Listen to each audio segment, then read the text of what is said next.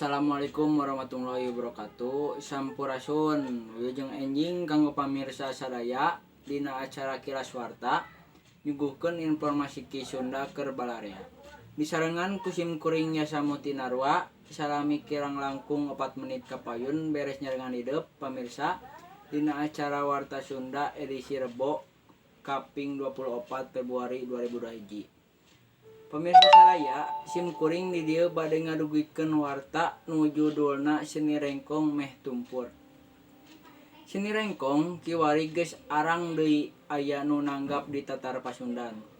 Kaasup di Kabupaten Kuningan dina ayana oge ukur setahun sakali dina acara Seren Taun Hungkul.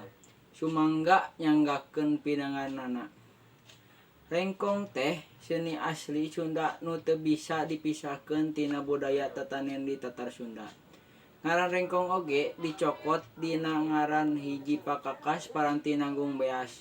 Sabangsa rancatan nu dijieunna tina awi gombong nu panjangna 2 meteran.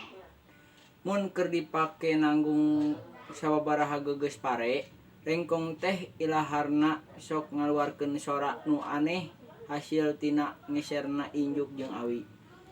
Ari nu mainkeunana nurutkeun Asep. Seniman rengkong asal Kuningan mah biasana lalaki nu geus samawa dibari make pakean adat Sunda model kampret lengkep jeung pangsi hideungna. Diwuwuhan ku ikeut atawa totopong.